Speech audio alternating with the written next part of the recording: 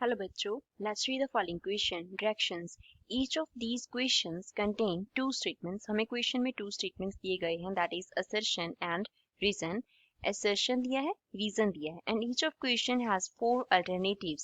तो हमें four alternative choices दिए गए हैं इस question में, one of which is the correct answer, जिनमें से एक correct है. हमें क्या करना है, select one of the codes. हमें A से लेके B, C, D में से एक code choose करना है. A कब choose करना है, if assertion is correct, reason is correct, and reason is a correct explanation for assertion. B, अगर assertion correct है, reason correct है, and reason क्या है, is not a correct explanation for assertion. C, if assertion is correct and reason is incorrect. D, if assertion is incorrect but reason is correct. Assertion में बोला है, in simple harmonic motion the velocity is maximum when acceleration is minimum. Simple harmonic motion में velocity जो है वो maximum होता है जब acceleration क्या होता है, minimum होता है. रीजन क्या दिया है, displacement and velocity of simple harmonic motion differ in phase by pi by 2 radian. Displacement and velocity जो है सिंपल हार्मोनिक मोशन में वो पाई बाय 2 रेडियन के फेज से डिफर करते हैं. So first of all we will talk about the key concept used in the question. इस question में हम क्या की कॉन्सेप्ट यूज करेंगे. क्वेश्चन में हमें जो मोशन दिया गया है that is S H M. S का मीन्स होता है सिंपल, एस सिंपल को रिप्रेजेंट करता है, H means harmonic, simple harmonic, M means motion. तो सिंपल हार्मोनिक मोशन को जो है वो एसएचएम रिप्रेजेंट करता है. सिंपल हार्मोनिक मोशन में मीन पोजीशन पे वेलोसिटी मैक्सिमम होता है. सिंपल हार्मोनिक मोशन में मीन पोजीशन पे वेलोसिटी मैक्सिमम होता है.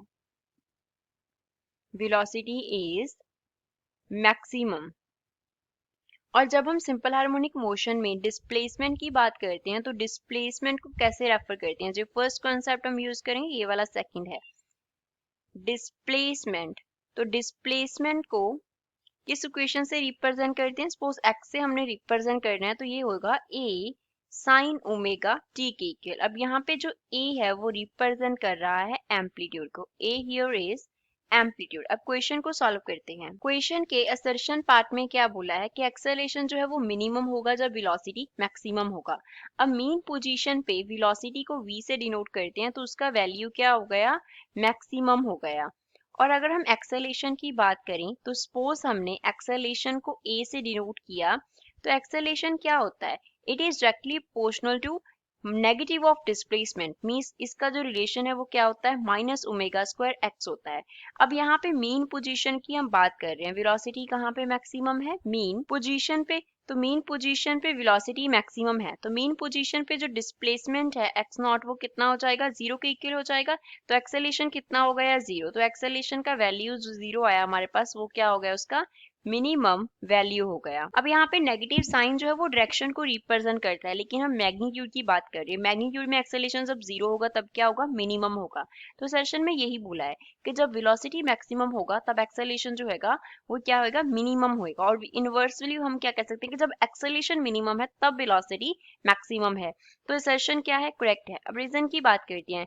डिस्प्लेसमेंट एंड वेलोसिटी में हमें फेज डिफरेंस देखना है. तो रीजन में अगेन हम डिस्प्लेसमेंट के लिए रिलेशन लिखेंगे, x is equals to a sine omega t. अब यहाँ से वेलोसिटी को हम कैसे निकाल सकते हैं, x का टाइम डेरिवेटिव कर देंगे, dx अपॉन dt हो जाएगा. तो ये किसके इक्वल हो गया, a साइन ओमेगा t का डेरिवेटिव क्या होता है, कॉस ओमेगा t.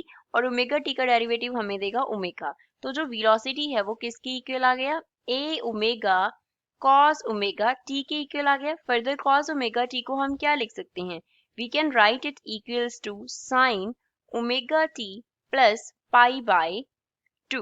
अब यहाँ पे हमने यूज किया है that sin 90 degree plus theta अगर होगा तो वो किसके इक्वल होगा, it will be equals to cos theta.